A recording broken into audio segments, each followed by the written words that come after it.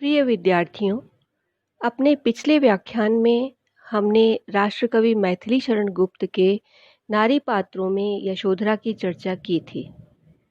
आज हम गुप्त जी के साकेत की उर्मिला के संदर्भ में बात करेंगे।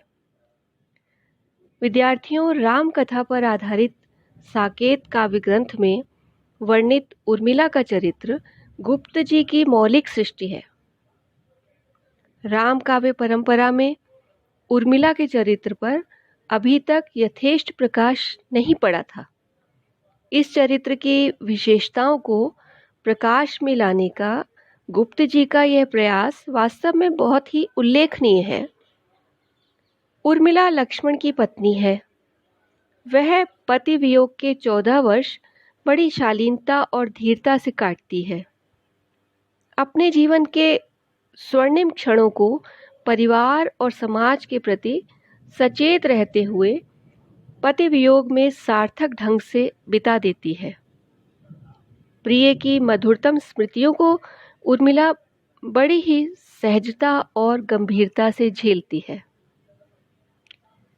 पति वियोग में अन्य रीतिकालीन नायिकाओं की तरह ऋतुओं को कोसना या बहुत हाय तौबा मचाना उर्मिला के सुसंस्कृत व्यक्तित्व को रास नहीं आता। गुप्त जी ने उर्मिला को परिवार और समाज के प्रति सदाशयतापूर्ण आचरण करते दिखाया है। पति वियुक्ता उर्मिला अपने भावों के आवेग और उद्विग्नता को संयम और धैर्य से नियंत्रित करते हुए समस्त परिवारजनों, परिजनों और परिचारिकाओं के प्रति अपेक्षित सदाचरण करती है। उर्मिला को राज परिवार की बड़ी वधू होने का तनिक भी अहंकार नहीं है। सबके सुख दुख में हिस्सेदारी उर्मिला को और भी विशिष्ट बना देती है। लक्ष्मण के वनगमन के बाद उर्मिला का पीड़ित हृदय सोचता है, दे सकी न साथ नाथ का भी। पर तभी उसका अनुरागी हृदय कह उठता है प्रेम स्वयं कर्तव्य बड़ा, जो खींच रहा है तुम्हें खड़ा। लक्ष्मण के जाने के बाद उर्मिला वियोग से मिली वेदना को ही अपनी सखी मान लेती है। यह वेदना उसे शक्ति संबल भी प्रदान करती है। उर्मिला कहती है, वेदने तू भी भली बनी, पाई मैंने आज तुझी में अपनी चाह घनी। ठंडी होगी देह न मेरी, रहे दृगंब सनी। तू ही उसे उष्ण रखेगी मेरी तपन मनी।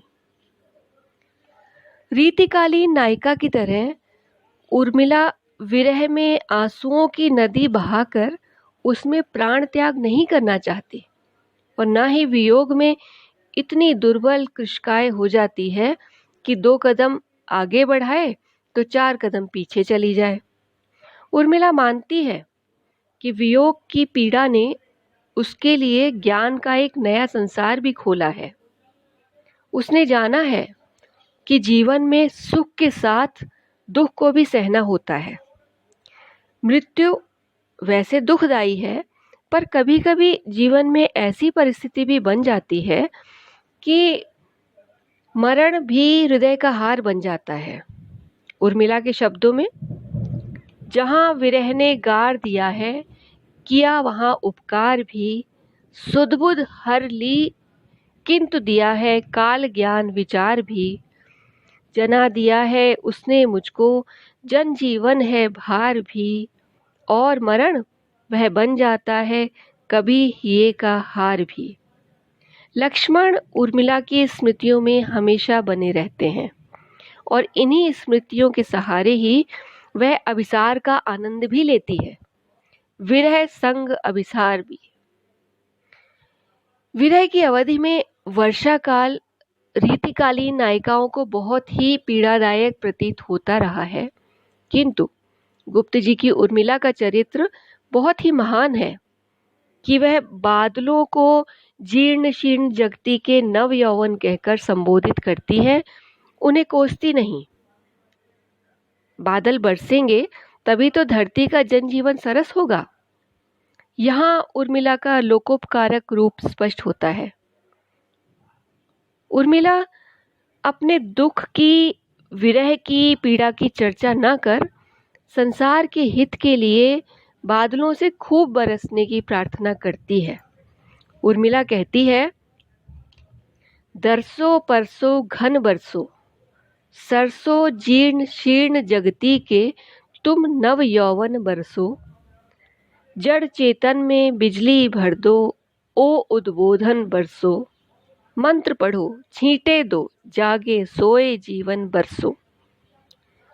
चित्रकूट में जब सबका मिलन होता है और सीता के माध्यम से उर्मिला को भी लक्ष्मण से मिलने का सुयोग मिलता है, पर लक्ष्मण उसे कर्तव्य पालन में बाधा ना समझ बैठे, इसीलिए उस क्षण में भी उर्मिला लक्ष्मण से कहती है, मेरे उपवन के हरिण आज वन चारी, मैं बांध न लूंगी तुम्हें, तजो भय भारी।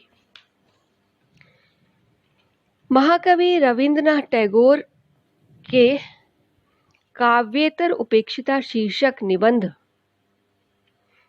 से मैथिली शरण गुप्त को साकेत की रचना की प्रेरणा मिली थी। टैगोर ने उर्मिला को अव्यक्त वेदना कहा था और गुप्त जी ने उर्मिला के अनुरागी हृदय को, उसकी प्रेम साधना, उसकी तन्मयता, उसकी निष्ठा, उसकी विरह वेदना तथा उसके स्वाभिमान, परिवार प्रेम, अदम्य विश्वास आदि को स्वर प्रदान करके उर्मिला को महान नारी चरित्र के रूप में प्रतिष्ठित किया है।